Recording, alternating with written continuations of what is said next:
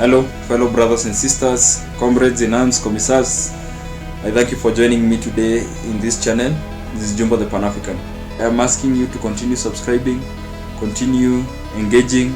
Yeah, let's keep this channel growing further and further and continue bringing forth the African agenda. So, the African Union was begun generations ago by our forefathers and their fathers before them. And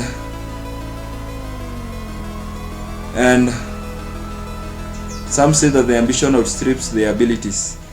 But you and me are here today to bring this dream forth and to bring this great work into reality. You see, today as we talk, by 4 p.m. there will be a vote between Kenya and Djibouti. I'm a Kenyan and I'll be vouching for Kenya to win the seat at the United Nations Security Council. But there is much to be talked about here. Why do we have a temporary seat in the United Nations Security Council? Yes, as we talk today, there will be a vote on who will be representing the African Union or the African region in the United Nations Security Council. There will be a temporary membership of between Kenya and Djibouti who will win the vote at 4 p.m. East African time. Yeah, and all I can say is that it is a step forward, but it's a step very late. The fact that we are being given a temporary seat for just 1 year between 2020 and 2021 just shows how it is a resemblance of how these people take us. Because the main big question here is, why is it that African nations have not been given a permanent seat in the United Nations Security Council that maybe we could be nominating continuously? But it all comes to us. How united are we? Why is it that Kenya and Djibouti are taking out each other to see who will win? Why couldn't we come up with one person who would, or with one country that would represent us in the African Union? This is all shows that we are not united. We do not have a united agenda. It shows the failure of the African Union and all other members, all its member states, and even all other organizations that we've created. We've created so many organizations to unite us. We have COMESA, we have IGAD, we have the East African Community, we have SADC, we have West African countries organizations, and all those. In short, we've divided ourselves into Anglophones, those who were colonized by the French, those who were colonized by the British, those who were colonized by the Belgium, those who were colonized by the German and the Portuguese. We've divided ourselves that way, and we have lived according to the borders that were set by the colonial masters. And we should look at the intrinsic forces that unite us, and rather than look at what divides us. The languages that divide us should not stop us from achieving the African unity. It would have been wiser, and it would even have shown a strength in unity. For we say a chain is only as strong as its weakest link. So if we would have united and supported one country with one voice and say Kenya is going to represent us, or another country, or maybe Djibouti is going to represent us, or South Africa is going to represent us, it would have shown our unity, and it would have shown that we have the unity of purpose to achieve what we want.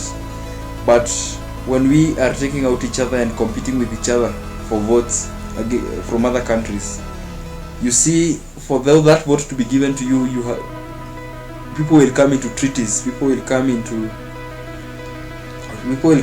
agreements with other countries, with other organizations like the EU and the rest, that will tell us whether you can get the vote.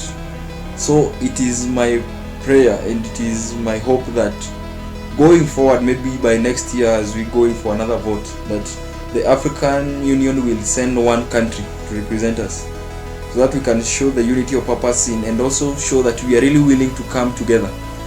And also we should come up with agendas that show that we are moving towards the same goal. You see, Mr. Kwame Nkrumah said we should neither look to the east, we should neither look to the west, but we should look forward. As our ambassadors, as our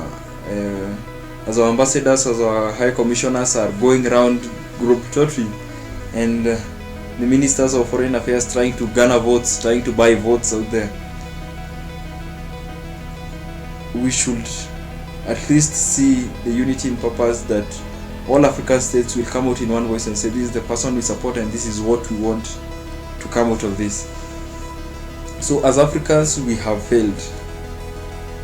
I can only say that as Africans, we have failed in showing unity. And I can show you the failure in so many incidents. Let us go fast backward to Gaddafi's arrest and murder. For it was murder, it was an extrajudicial killing. You could see that when Gaddafi was arrested, or when the NATO forces decided to enter into Libya, no African state will shout out and say that we stand with Gaddafi. Most countries were silent, and even those countries that were giving assistance were only calling to say that they were just asking Gaddafi to escape into their country and they will give him exile there. And Gaddafi was a man true to his word, that he said he will only live and die in Libya. He will not die in a foreign land, but he will not escape, for he knew what he stood for was true and it was right. And you could see that when he came up with things like Oil Libya, when he wanted to sell all Libyan oil to African countries to remove the debt out of all other African countries. But when the time of need came, the 11th hour, all African states buried their heads in the sand like ostriches and decided not even to help him out. You see, when Nelson Mandela had been arrested and put in Robben Island, when South Africans like Sobukwe were demonstrating on the streets, while Chris Hani and the rest were organizing African militaries to fight the apartheid, Gaddafi was one of the few individuals or few presidents of the African country who came up to help Nelson Mandela, and they were tight as friends, they were thick as thieves. Only for Nelson Mandela to forget that when Europeans were calling him a mad dog, that it is Gaddafi who stood by him. I did not hear even the voice of Nelson Mandela standing up for him. I was so angry. I was young then, but I still understood how the world geopolitics goes, and I was so angry at my president, Mr. Mwai Kibaki, for he did not give out his voice. I did not hear the voice of the African Union saying, let us organize militaries that we've done in AMISOM to try and protect Libya. We were so cowardized since, as Thomas Sankara said, the hand that feeds you controls you. We were controlled. Most of us were allies to the US, to other NATO countries. We had Anglo-Francophone countries in the West African region who could not dare do anything without getting permission from France. So as much as we knew the truth is that we should stand by Gaddafi, we all turned a blind eye and let him get murdered in the streets. And look at Libya now. We lost a great leader, and we cry, and our hearts cry out to Gaddafi and the family and Libya. But those who fought against Gaddafi, those who fought for Libya, have taken the country into too much turmoil. We have seen Libya standing against their fellow Africans, and we've seen the slave trade that is going on in Libya. It is such a sad state that is going on there. And it is my prayer is that Libya will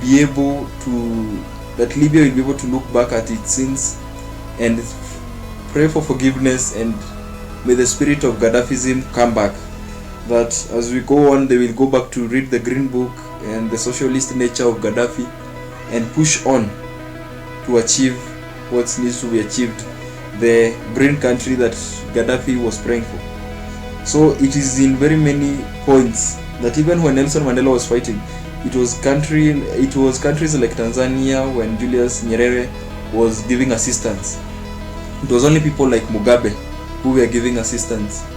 But you will always see that when African states are attacked, that we will always turn a blind eye, or we will always seek for advice from those big countries like Russia, China, US on the way forward. We do not have our own diplomatic terms to stand by and say you cannot enter an African country without express permission from the AU.